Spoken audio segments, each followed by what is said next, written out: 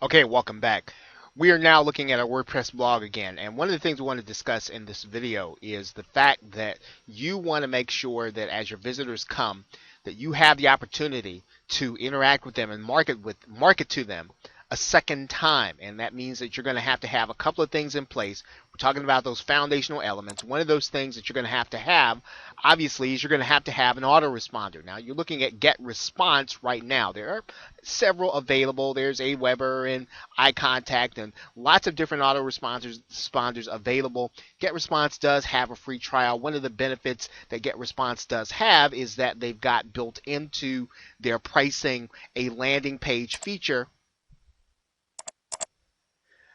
that will allow you to build landing pages with ease and a rather affordable price. I think it's $15 in order to build landing pages where you can use GetResponse in order to do that, and it's going to tie directly into your autoresponder. Now, obviously, if you don't want to use GetResponse, there are other things that you can use. There are software options called lead pages. We talked about that in one of the videos. You can actually pay, I think it's either $37 or $67. Lead pages will give you the ability to drag and drop, create landing pages so that you can collect leads.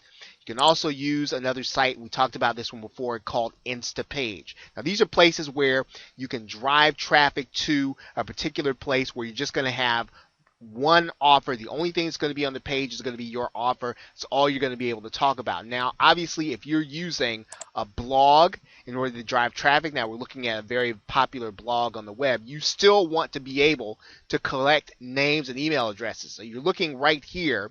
This person has something at the top of their site above the fold called Connect with GrowMap.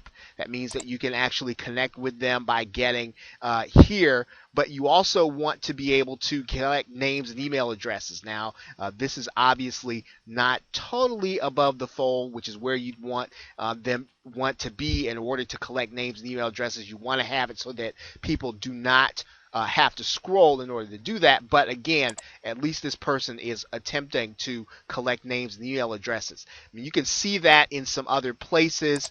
One of the sites called ProBlogger, very popular blog. You'll see there that ProBlogger has the opportunity for you to subscribe to their newsletter. They've got here at the top a bar that's going to give you the opportunity to, once again, participate in their community. You want to give visitors the opportunity to join you so that you can collect their names, email addresses, not only so you can market products and services to them, but that they can also get a chance to see what it is you're doing. They can see the value that you're offering. A very important part of the traffic process is getting names and email addresses, because you can then generate your own traffic by sending an email. That's why this is important. So it is another way of driving traffic, but you must have this in place to collect names and email addresses. So the minimum, once again, is you must have an autoresponder company.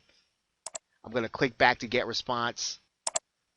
And then, of course, you need to have a way of collecting those names and email addresses either on your blog, as ProBlogger does, and GrowMap does.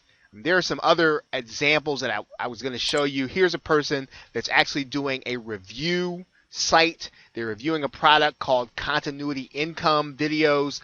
Of course, they are also collecting names and email addresses. So even if you are marketing affiliate products, you still want to collect names and email addresses, because once again, once you have the names and email addresses, you can drive traffic yourself to a particular offer by sending an email. So, but you must have these things in place. You're going to see the example of a landing page here.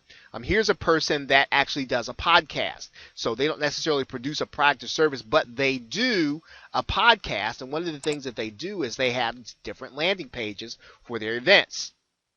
Right, so you can come to this person's event, and this is an example of a landing page where the only thing available to you is just this offer. The only thing you can do is put in your name and email address to this particular offer.